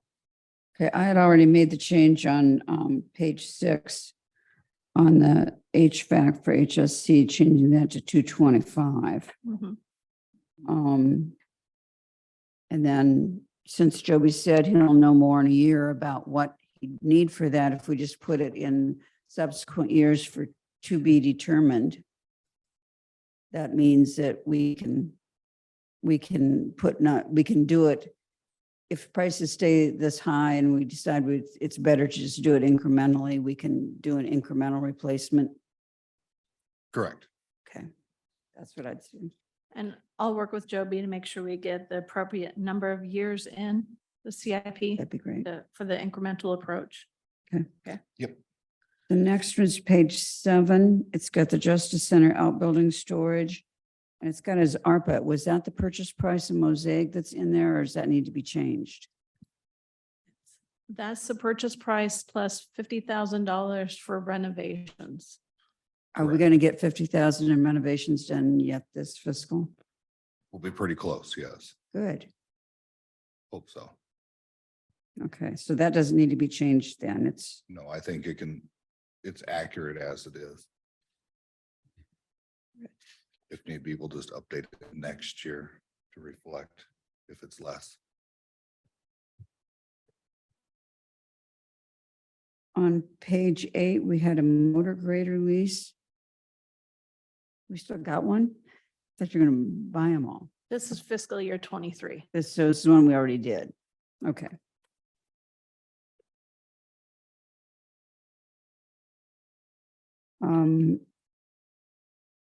On page 9, the Hickory Sewer, we had 535 a while back, and now it's 880 something. Is that correct? Lisa, do you remember what the new number was? 883 or something? I was in the 880 range, so we're close. We're honing in on it. So 886, Lisa. 886. Was it Mike's email? Because I looked for it last night and I couldn't find it. Let me look for it. I just wondered to get that project done, if we want to just do it all out of ARPA funds, just put it in for the full amount. Which one is that, Linda? Because I'm just not seeing it. The Hickory Grove sewer. First project under conservation on page 9. Thank you.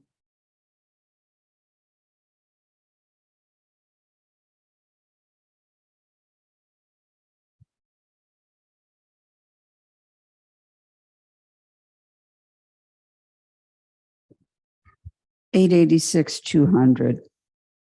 You found it too? Capacity in ARPA to do that? Is there capacity left in ARPA to do that? My foot went to sleep. Just like,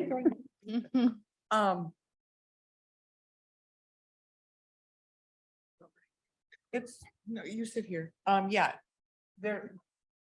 So 535 is in there in the ARPA funds and there's some unallocated funds at this point in time. So if the board decides they want to just finish that project with ARPA, that's, I can throw those dollars in to the unassigned part.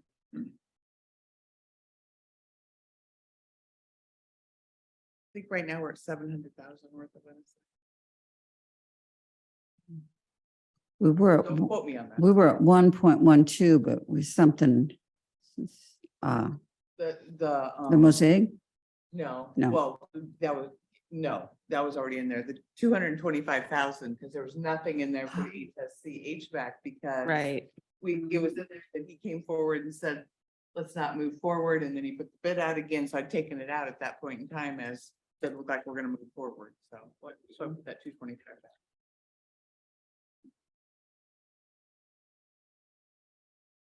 Well, one of the primary uses for ARPA dollars is wastewater. Right. I would be fine. I would be comfortable with that. I would as well.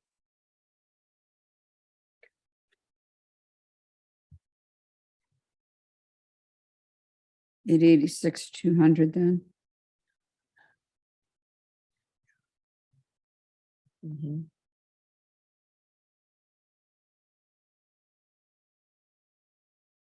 And is that just a swag?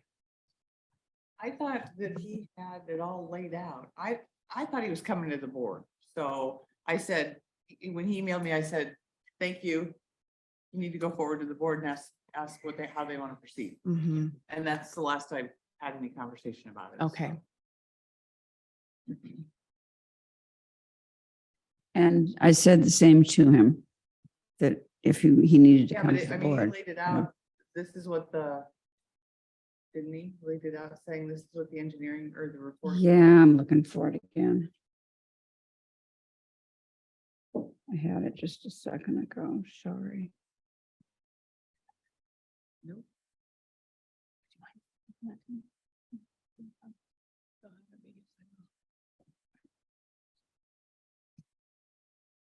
Yeah. I can talk to him directly.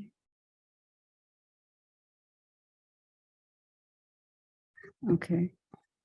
It's a preliminary engineering report by Garden and Associates. And its estimate is $886,224.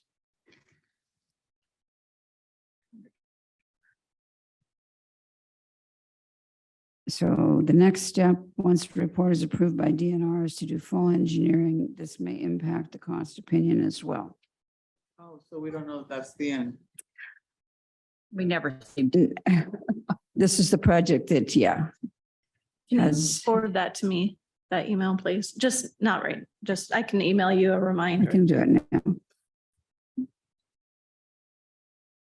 So should we just ask Mike to come to an upcoming board meeting and give us an actual update on everything. You know what? I think I remember now. Usually conservation is the first Monday of the month and there was a conflict. So they're meeting next Monday and I would bet you, and he said something about, I would bet you that they can, I'll talk to Mike. Okay, okay.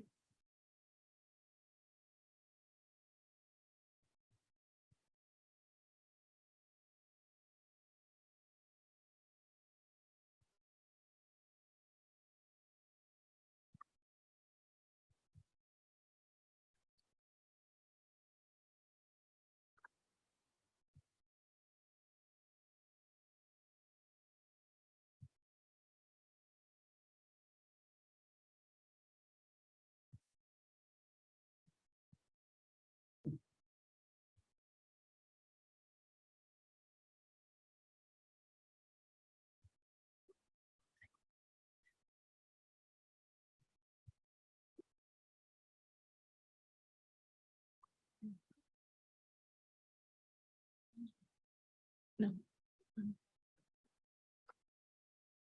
I know what I can check every meeting.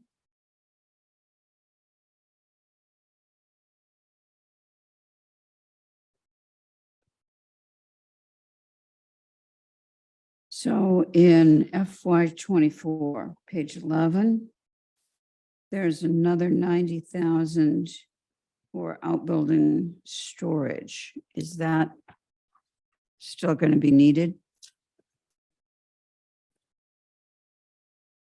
Justice Center outbuilding storage, Sheriff Climate controlled storage construction. It's on page 11. I mean, didn't we put left part of it in this here? Yeah, that's the second, oh man, I got loud. Yeah, that's the second half of what we need to do to the Okay. mosaic building. So yes, that needs to That remain. needs to stay. Okay, just wanted to make sure. On page 12, on the bottom, we've got listed under sheriff multipurpose training facility. Can we change that to range house? Because we're not building a training center out there. I think That's it's, the name of the project. yeah. You look like you're questioning that, Leanne.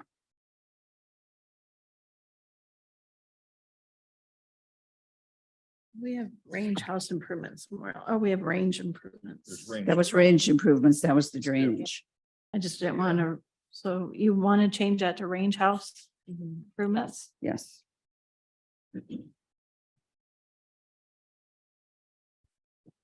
Construction, it's construction. It's construction, It is range house construction. construction.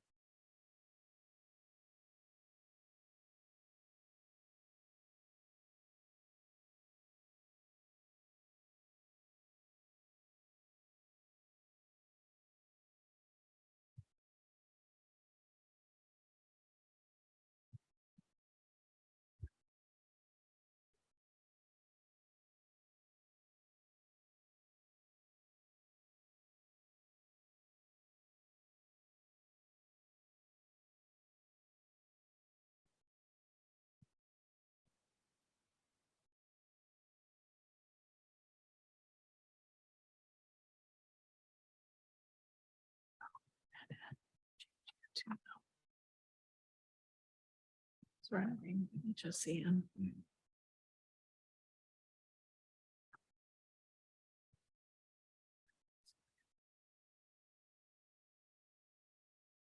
Okay.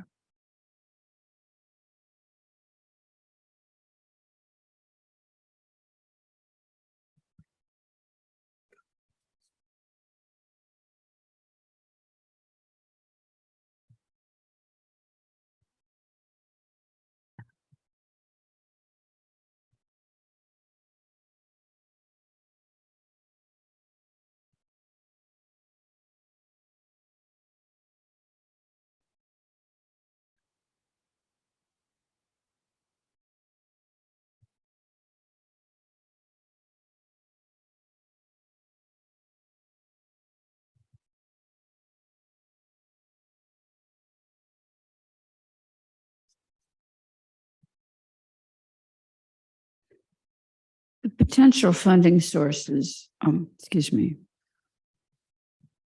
The potential funding sources always kind of scare me a little because there aren't any numbers. Is it possible when we know or have a likelihood of a certain amount, we can put the number in parentheses so we know?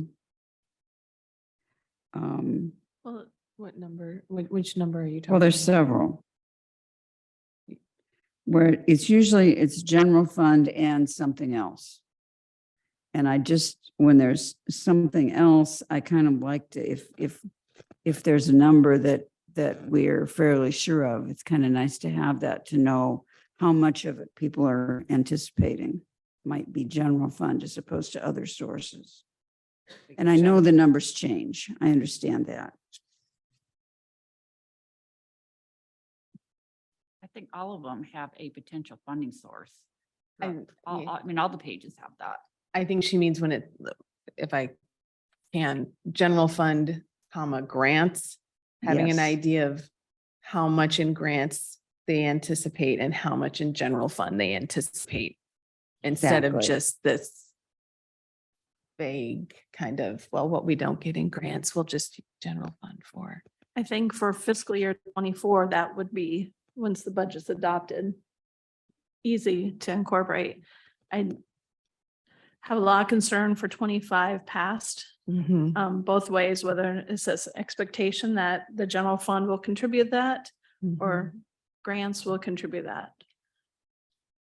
But once a budget's set, then I would recommend that you, if that's the direction you want to do, you would do it for 24 only, not beyond that. That'd be Can you helpful. just what a potential estimate might be or what they've secured?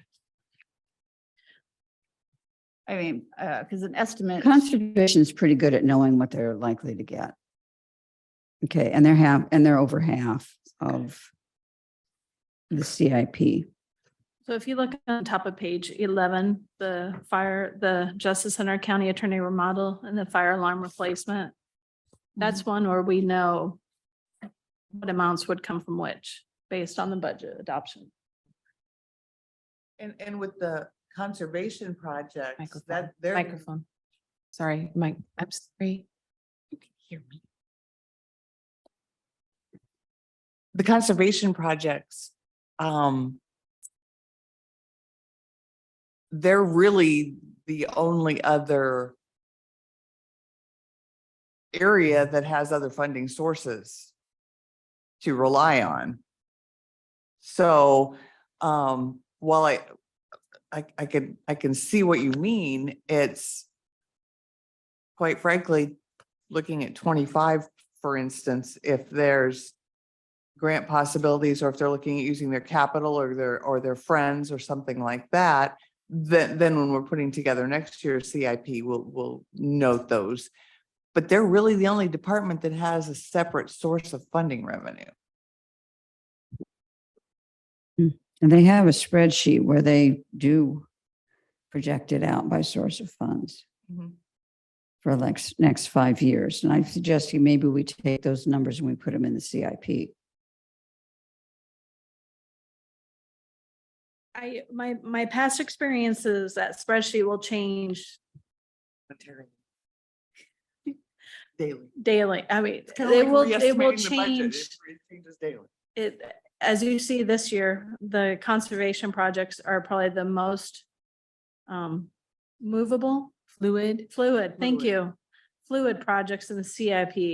And I feel like there might, then we're going to be playing catch up to make sure we catch everything and not missing some information. The biggest thing that I truly feel needs to be there is the fact that the project is being looked at in the plan, so that we have some idea that there's this coming down the road, more so than exactly where the funding is coming from.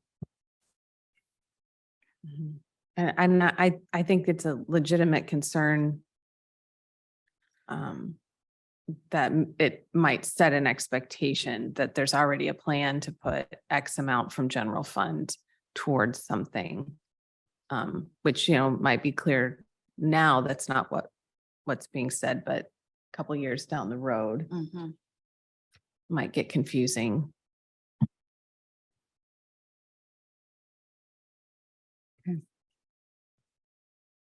Well noted. Here's Mike's response.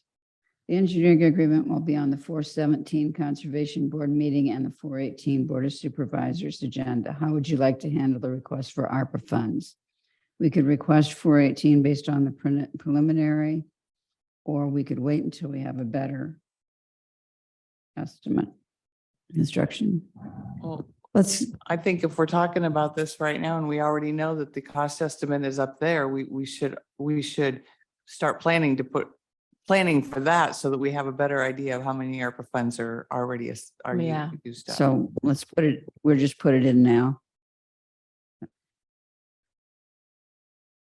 We know they're going to request them and let's just do it. Mhm. Okay. He still needs to come with a formal request. Okay. Yeah, right.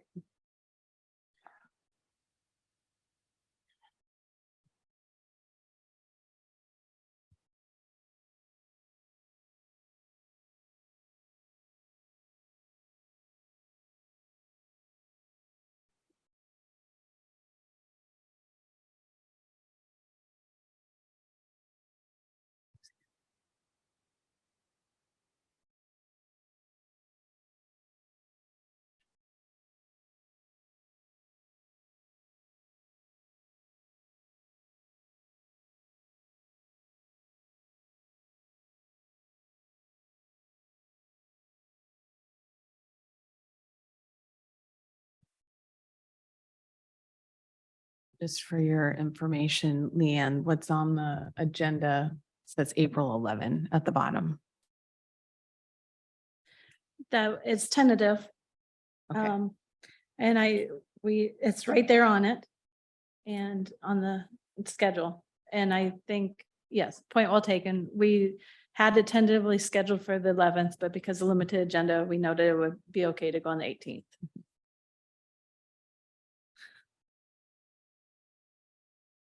So since you're making changes, are you going to just make changes to that to say April 18th then?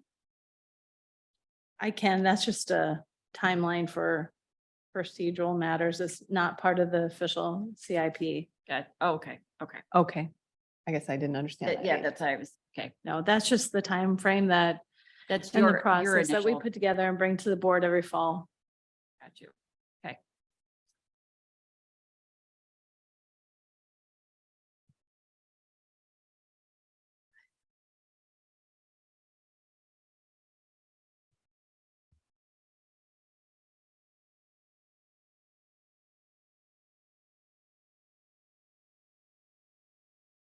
Lisa, is the Storycom amount correct?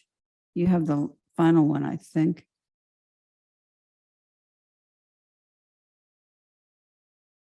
It's under interoperable communication.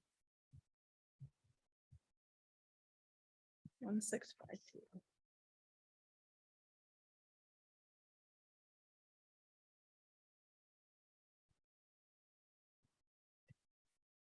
Let me double check that.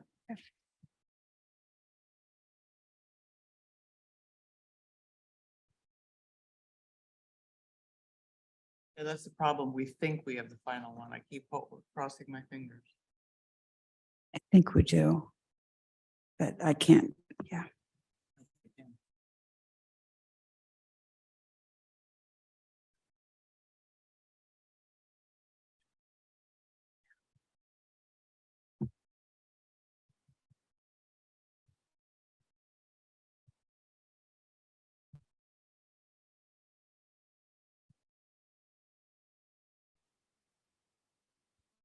I'm done. I don't have anything else.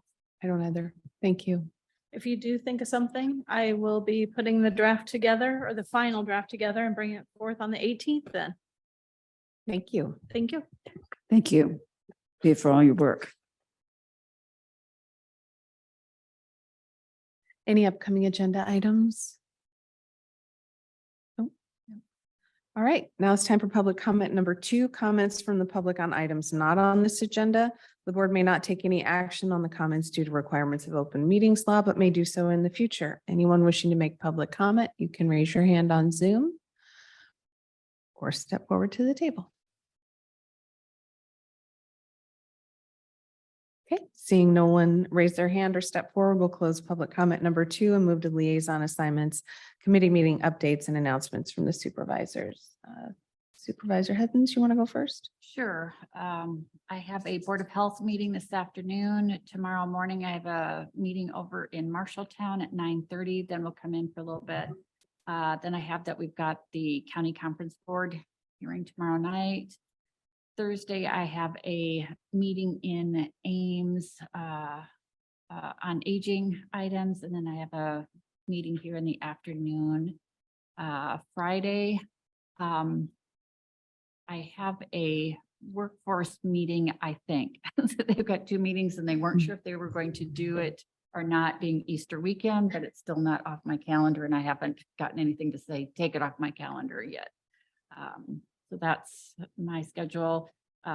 Monday, I'll be in the office, and Tuesday and Wednesday, I'll be at we've got the board meeting Tuesday, but then at the Iowa Rural Summit. Great. Okay. Got a broadband forum this afternoon in Johnston. I'm going to watch the weather before I head out, though.